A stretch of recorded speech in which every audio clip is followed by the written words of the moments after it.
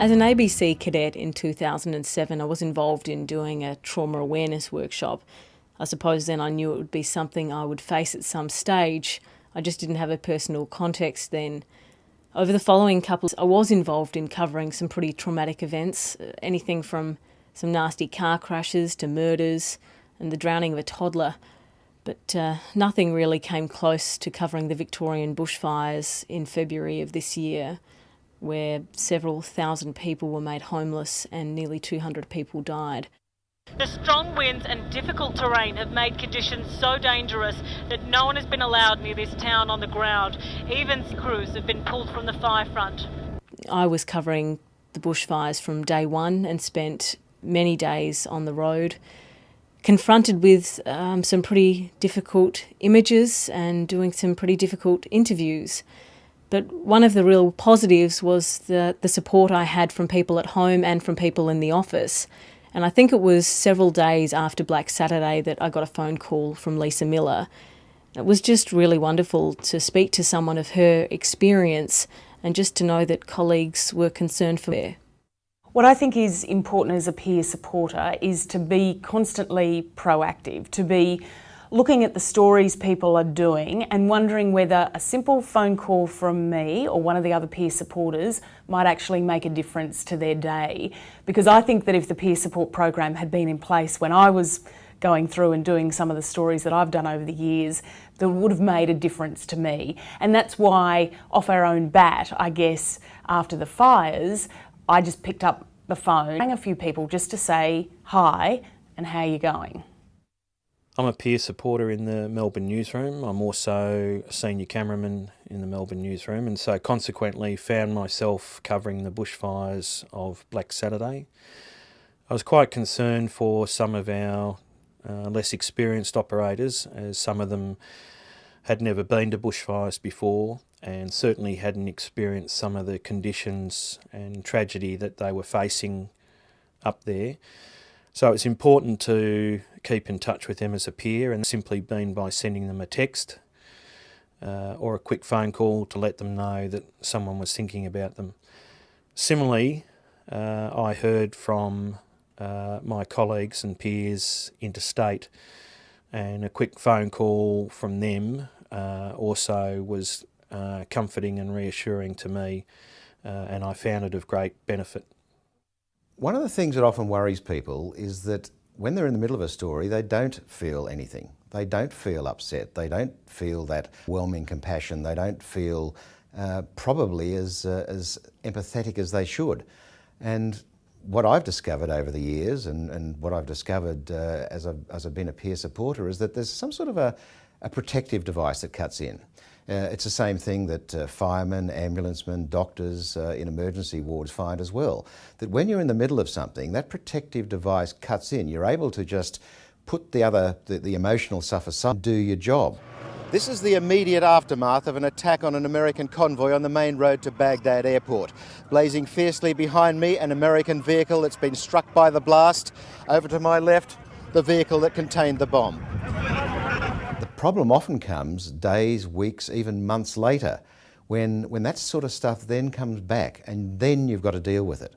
It may come back to haunt you as a dream. It may come back as a general feeling of grumpiness, disquiet, any one of a number of symptoms. But almost certainly at some stage later, it will come back to haunt you, and that's the time you've got to deal with it. Well, basically, I'd been working in the Middle East for about 2.5, 3 years, and dealing with suicide bombings in Israel, deaths in Gaza and the West Bank through Israeli incursions and invasions, and also the Iraq War. We'd been in before, we'd been in sort of at the end of the war and then for weeks after the war. And, you know, you think you deal with these things quite well, you have a few beers with your mates, you smile about it, you laugh about funny little things you see, but, you know, deep down a few things nag at you, but you sort of suppress them, you don't want to talk to your wife about them. Hamas is now threatening revenge against Israel, saying anyone who dreams of peace is mistaken.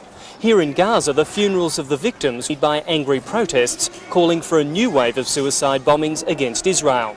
And that's what I did, but after 2.5, 3 years, I noticed I was getting a bit edgy. My wife had just given birth to our first child, and that was a momentous and wonderful event, but unfortunately it seemed to bring up a lot of what I'd seen. I became very nervous, I was a bit angry, I was very short-tempered with people, and basically my wife said, look, I think you're changing, I think something's wrong, I think we go and talk to someone. And the fact that she said, I think we need to go and talk, was a nice incentive, because it was a team effort. She's always been a good support to me, and so she took it upon herself to find a counsellor that we could go and talk to, and that's what we did over a number of weeks, over a couple of months in fact, and I'd go in there and every Tuesday have a chat to this woman about what I'd seen, and she was shocked, and she couldn't believe just how I'd bottled it up for so long. Trauma can impact. You do one story, it can be, if it's a significantly intense story where you feel out of control, you're feeling helpless, you're feeling a high level of distress. So that's what we call a type 1 or a one event type trauma, which can really have a significant outcome. But if you're doing lower level but yet still traumatic reporting or covering assignments, then it can build up. If you feel those levels of distress, if you feel that sense of helplessness, period of time, it just builds up and up and up. I realised that what I'd been doing since the first war I covered 30 years ago at the end of the 70s, and what most of my friends who'd managed to sort of get through these things had done, is simply talk to their mates. I guess the ABC spent an awful lot of money on long-distance phone calls over the years as we called up and chatted about what had happened to us during the day and got it out of our system. And I very quickly came to realise that as peer supporters, that's what we do. We listen. There doesn't have to be anything formal, although sometimes you can set up a formal situation. When I was in Baghdad covering the election a few years ago, there were a few of us there, myself, Mark Willesee and Tim Stewart, the cameraman, and we discovered that each evening a lot of our staff in the ABC house would go off to prayers at sunset, the evening prayers. The call to prayer would come from the mosque across the river, and off they'd go. And we decided we did what we called a call to beer, and it may be a little bit sacrilegious, but what we did was when the call to prayer went out for the evening prayers, we'd go onto the roof next to our sandbag bunker on the roof, and we'd go up there and simply talk. That would be our circuit breaker in the day. We'd talk about the horrors of the day, not specifically about work, but we'd talk about things that affected us. We'd talk about home, we'd talk about simple things. And by instituting our call to beer, we provided a breaker in the day. I think when I talk to a peer, I'm looking for reassurance that maybe I'm not going mad, that this is a natural human response to a traumatic event, and also maybe a little bit of advice as to how to deal with it. Everyone's different, so you can't have one person say, look, this is how I dealt with it and it worked and I'm fine. It might not work.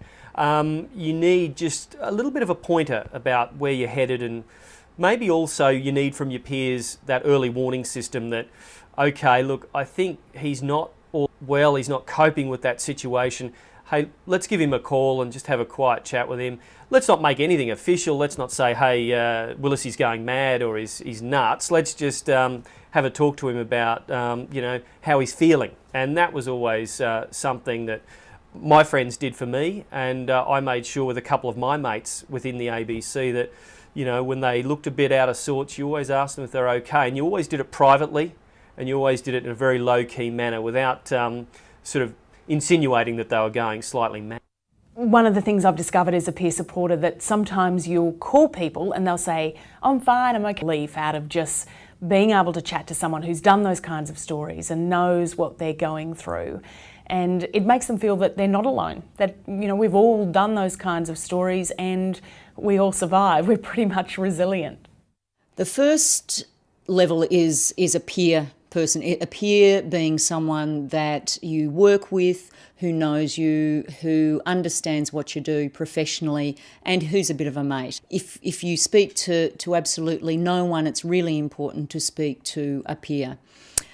The second level is what we have in the ABC program is the peer support program, and those people are people who have done a full day intensive training of trauma awareness, awareness of resilience factors and reactions of trauma. So what we do is that train those people in listening skills as well, and they just have a little knowledge, what we call an educated ear. They have a little bit more understanding of the impact of trauma and how to maintain and build resilience, because we also want to get across the factor that most media professionals are very resilient human beings, and sometimes all you need to do is download with someone who has got a bit of an educated ear.